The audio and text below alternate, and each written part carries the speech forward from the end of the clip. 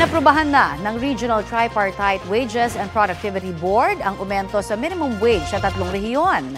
Para po yan sa Region 2 o Cagayan Valley, Region 3 o Central Luzon at Region 12 o Soc-Sargen.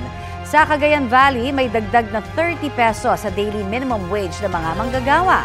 Dahil dyan, 450 pesos hanggang 480 pesos na po ang arawang sahod sa non-agriculture sector, habang 430 pesos hanggang 460 pesos naman para sa agriculture sector.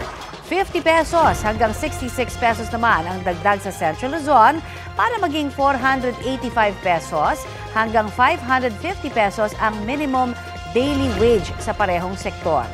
Tinataya namang 435 hanggang 540 pesos para sa retail at service establishment sa rehiyon.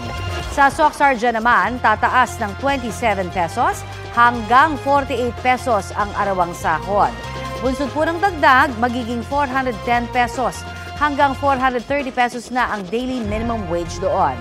Ayon sa Department of Labor and Employment, magiging epektibo ang mga ito simula October 17. Kapuso, para sa mga maiinit na balita, mag-subscribe sa GMA Integrated News sa YouTube. Sa mga kapuso naman abroad, subaybayan nyo kami sa GMA Pinoy TV at sa www.gmanews.tv.